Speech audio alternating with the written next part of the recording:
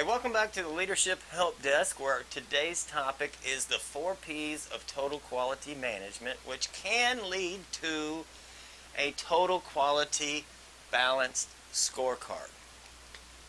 It doesn't matter if you're a restaurant, a hotel, a bank, a shoe manufacturer, a car manufacturer. These are great tips, and I guarantee that you can make improvements. Our 4P's, which I've actually turned into 5P's, and I've rearranged so it makes a little bit more sense. We have our people, our processes, our productivity, our products and service quality, and pride. That's the one I've added, is pride. And pride will be moving this whole circle around. So we start out with our people. How are your people? Are they happy? Are they trained? Have you gone cheap on training? Do you do anything to develop them? Do they trust you? Are teams, is that a potential? If there's no trust, there's no teams. How do we get trust? Open communication. And this goes to no fear. You'd have to see the video on fear. There's so many factors in the workplace that cause fear. You've got to pay attention to that. Everybody's afraid to lose their job. And they have all these little signals that they're paying attention to, and you have to address those. So look up fear in the playlist for management and leadership. Readiness for change. If we get people on board,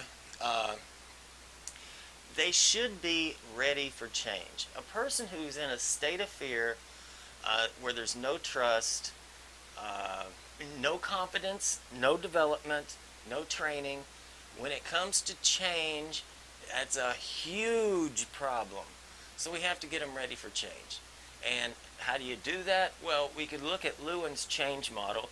I'll do a video on that. But we have to get them ready for change. If we get them ready for change, we make the change, they'll go along with it, they'll have confidence, you'll communicate, you'll drive out fear, and then hopefully we get the results that we wanted, and we have to lock those in. And we have to get rid of this stress. If we can address these things, and also lack of demotivation. So many workplaces, you can look at the research, people are motivated on day one, but something happens in the workplace that destroys their confidence, destroys their spirit, destroys everything about the employee, and they become demotivated. So we have to address what the factors are in demotivating an employee. And if we do that, we have skill development. We haven't demotivated them. We've propped them up. We've supported them. We built trust, which gives us teams through communication. All of this stuff equals an engaged employee who actually cares about the processes. Now with the processes, there's going to be technological advances. Even McDonald's, changes the processes. If we get the people engaged and on board, we can have better transition into technological advances, faster product development, because they care. They're going to give suggestions. An employee a person who's in fear is not going to suggest jack. We can also get flexibility. When the employees, the people, have all of this going for them, they become more self-managed. They don't need the supervision. We can have a leaner admin because the employees are engaged, they're responsible, and we just don't need all that management. Along with this comes organizational learning. And when we have organizational learning, you don't want to fire people. You don't want people to leave, because it's that mass of people who have the knowledge. That person who might be borderline minimum wage knows more about the processes probably than management. And if we could include participative decision making, that would help too, because that includes the engagement and getting ideas. Now I have the PDSA, the Plan, Do, Study, Act cycle on there. You could look that up for some help to get through planning a change, doing it, studying the results, and acting on it or aborting it. Now, if we can get our people on board, we get our processes better, people will report problems. They will report inconsistencies. This could be food, a car, it doesn't matter. Building a house, making suggestions to make things easier. We're not trying to work harder, we're trying to work easier, work smarter, to have better productivity and better products. So if we can get that going on, our productivity should improve. Just looking at this one word right here, engaged. An engaged employee is going to help to reduce waste, reduce rework, become more efficient, use the people, the machines, the cash, all of that in a more efficient way because they care. So once we get that going on, our productivity, we'd have to look at Deming's chain reaction model, because it explains how quality can cost less, because we have better quality and we're not making all these mistakes. We're not spending 200 woman hours a week fixing stuff. We're not throwing the burgers away. We're not throwing the car fender away. So then our products become better and customer satisfaction goes up.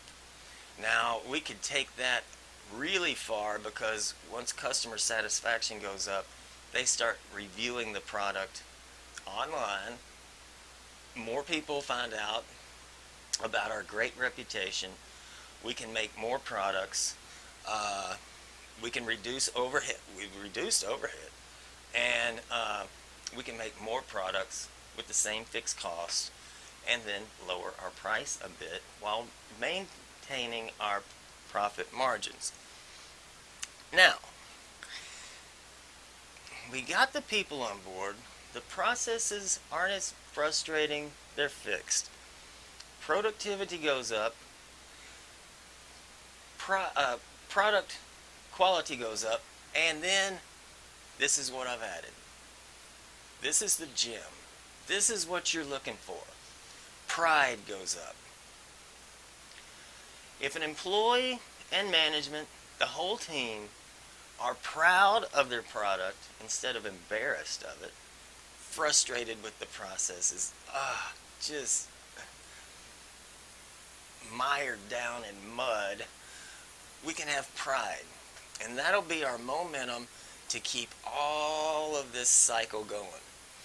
The employees will be caring. There will be intrinsic motivation that drives all of this. Pride, team spirit, and they will protect their culture. They will protect the integrity of the brand.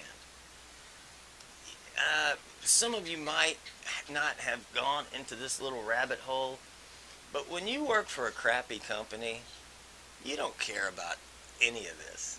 You just care about your paycheck.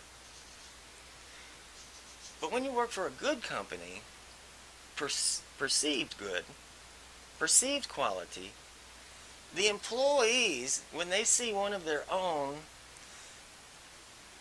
start to slip, they'll jack them up. They want to protect the culture. So, I hope that makes sense. In a nutshell, this is a little cycle, and then it propels itself through again. We get better and better and better. Now, for you, the manager of a small business, it doesn't matter, especially a small business. You can use this as a balanced scorecard. A balanced scorecard for TQM would be looking at the people. How are my people? You write down, it's over here. I know it's hard to see. My board's only so big. People. How are they doing? Are they engaged? Do they care? Have we trained them? Are they developed? Are they interested? Have we done everything we can to build trust?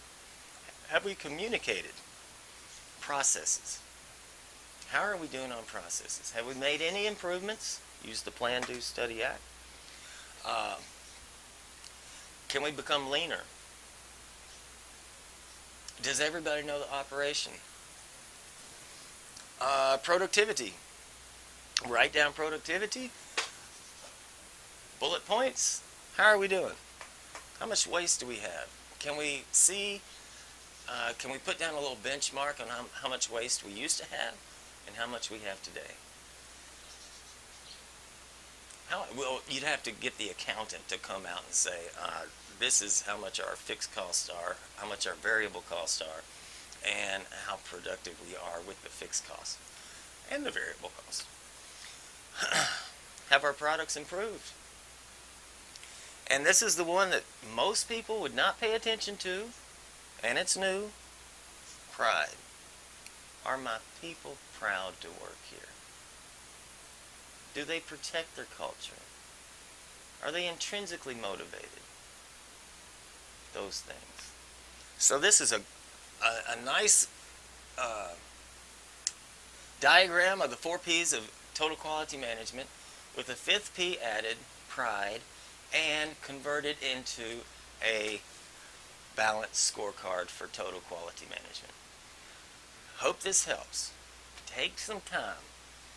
Write down your 5 points and how you're doing right now. Look at the people. Are they engaged? Look at your processes. Look at your mistakes that are you productive? What's getting in the way? Put it onto a little map. Bullet points. How can we improve? Did we communicate today? Do our employees trust us? Don't ask them. They're going to say, oh, yeah, I do. Are they stressed out? Anyway, I hope you like this video. It's an important one. It could help everybody because everybody is guilty somewhere. If you like this video, if you're still here, subscribe and share with your small business, medium business, owners, operators, managers, who you call friends. And thank you for your time.